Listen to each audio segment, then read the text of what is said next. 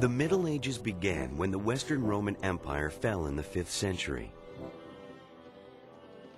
This period lasted for hundreds of years. Without the Romans to provide protection, medieval Europe became a violent and dangerous place. Frequent foreign invasions by Vikings, Magyars, Muslims, and other raiders weakened European rulers so that they could not maintain law and order.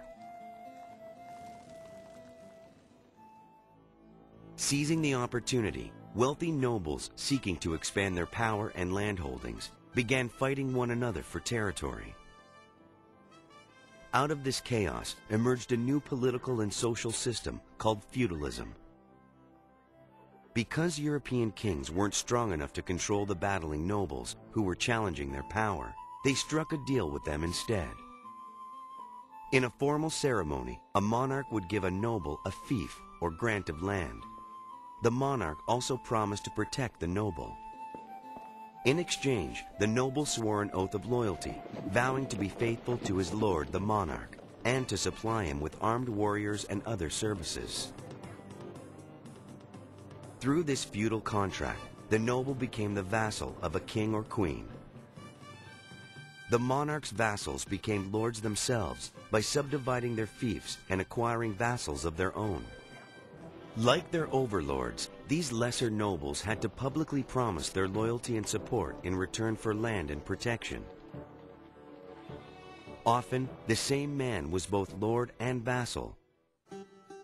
Lord to a less powerful noble below him, and vassal to a more powerful noble above him. Feudal society had a strict social order. The monarch was at the top.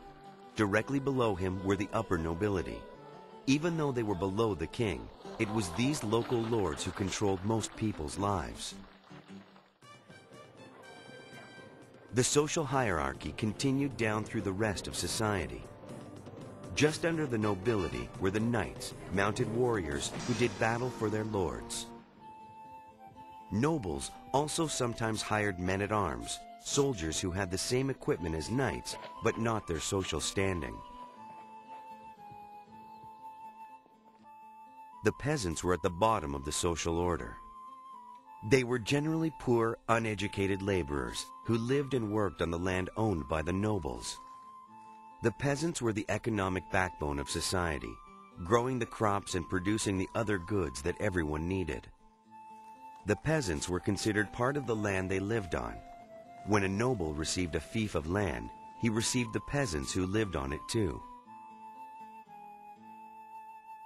Peasants couldn't leave the land without the lord's permission, and they had to obey the lord's laws. They also had to work for the lord, farming his lands and giving him regular payments of what they produced. In return, the peasants were allowed to farm some of the lord's land for themselves. Perhaps more important during this chaotic period, they enjoyed the stability and protection of the lord's laws and his armies. These were big benefits during the Middle Ages, when competing lords, bandits, and raiders from outside Europe were a serious threat. A main source of protection during the Middle Ages was a castle.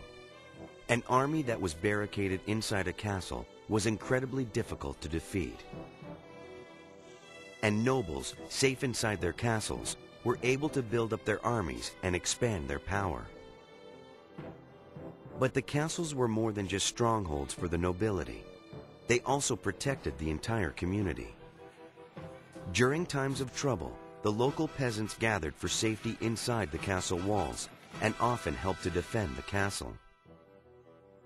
Under feudalism, the overlords, lesser lords, knights, and peasants all depended on one another for survival. Life may not have been easy for most people, but feudalism turned chaos into order and offered stability during a violent and uncertain age.